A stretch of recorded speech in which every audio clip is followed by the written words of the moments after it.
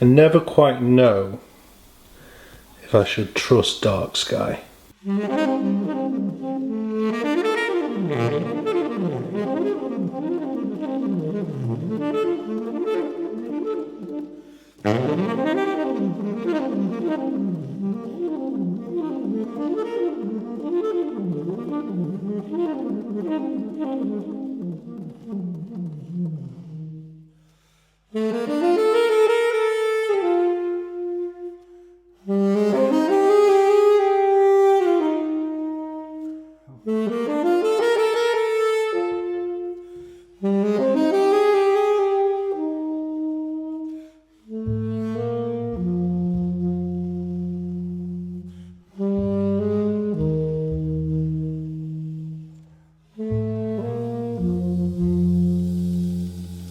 Hi, happy Friday, welcome to the vlog. Sorry, it's been kind of here, there and everywhere, and I'm looking rather smart today. I've got a couple of video lessons to record, and yeah, basic line, the laundry is not working out the way it should do, so I'm in smart gear today. Hope you don't mind that.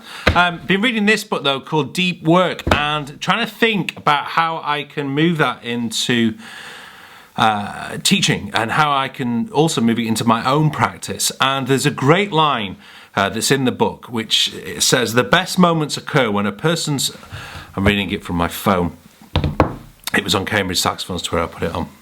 The best moments occur when a person's body or mind is stretched to its limits in a voluntary effort to accomplish something worthwhile. And I've been thinking about how we can do that, and what I wanted to talk about today was kind of something I did when Amy was a little baby, and I was sort of sharing the parenting duties. We've balanced it out quite well between the two of us. It's kind of been great for parenting, but kind of like we never see each other in that way. But let me grab my horn. So when we lived in Bangor in Northern Ireland, I had a studio in the garage. In fact, I still miss that. I mean, I love this space, but the one in Bangor I'd made myself. You know, I got a builder in to do it, but I designed it myself, and the tuning of the room was excellent. It was just the way I wanted it. In here, it's a bit too live because it's got solid floors, and because we've got underfloor heating, and I have to take all the tiles up, and the tiles are a fortune. Let's not go there. I didn't design this. But anyway, what I used to do with Amy is she'd usually have a lunch. This is when she was kind of like 6-7 months old. Have a lunch, and then she'd go for a sleep in the garden. And what I would then do is get my sax. Now, I couldn't practice in the studio. I needed to practice in the house so I could check Amy was okay outside. And so I used to just bring my horn in and then just practice with my saxophone and a metronome, which was amazing because it was deep practice. I really got a lot done. And what I tended to focus on doing were three things: my scales and arpeggios, and within that chords,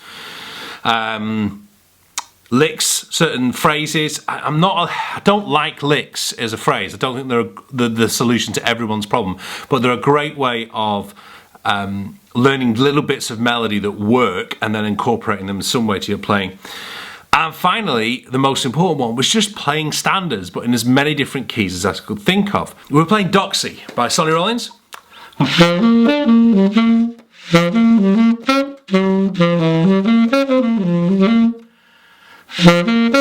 Ah, there you go.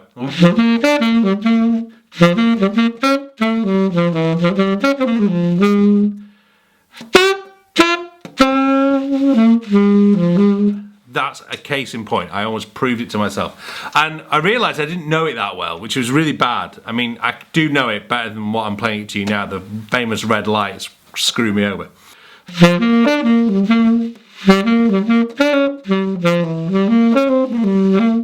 Okay, so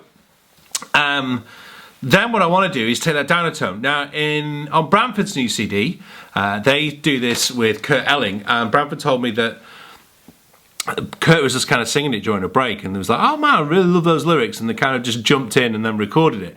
But they recorded it a tone lower in A-flat concert. And I don't know, I'm starting to love A-flat. I think it's a great key. Chris Potter's Calypso, which is rhythm changes in A-flat, these are all concert keys, of course, is fantastic, sounds great. And I'm really starting to feel that Doxy needs to be in that key.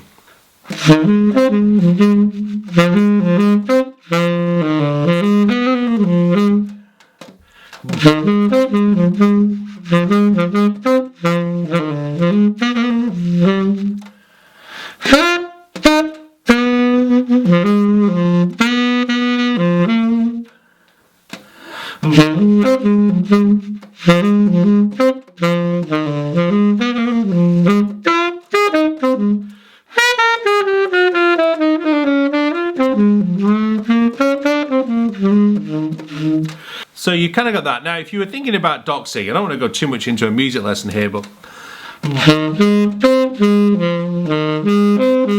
it's just an arpeggio. So if I can take that into another key, let's take it into D. So it's off the 5th.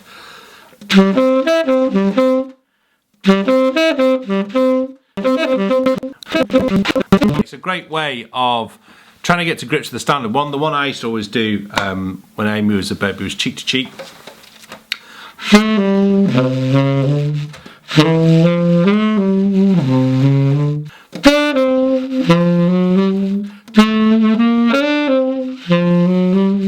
And that's all you've got to do. You're just got to play it in those different keys. Anyway, got to get back.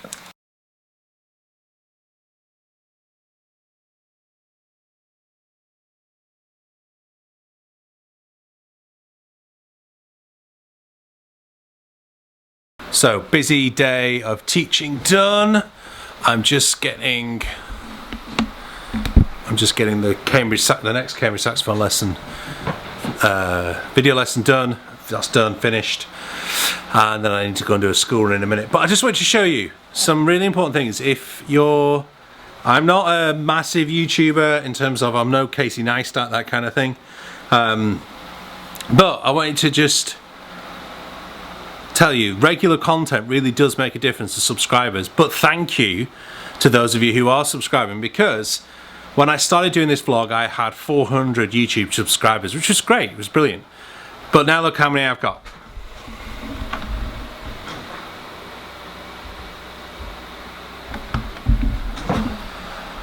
And I hope I didn't show anything too confidential with those emails.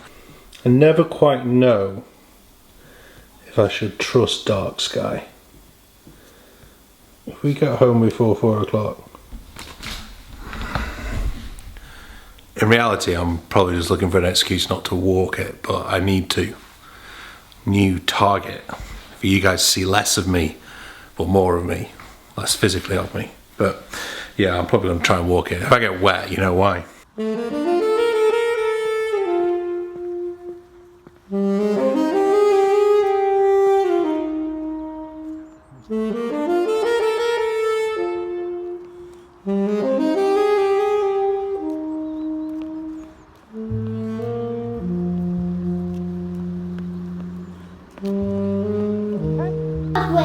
And go boom, pash. Sure, then go boom, pash. And then they whoop, they go away. And then the losers all the time.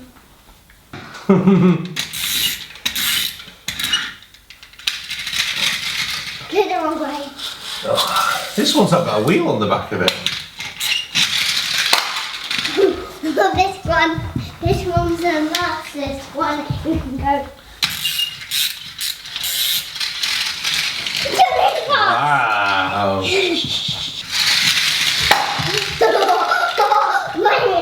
Oh, crashed. Yeah. Oh, go on, you spin it back.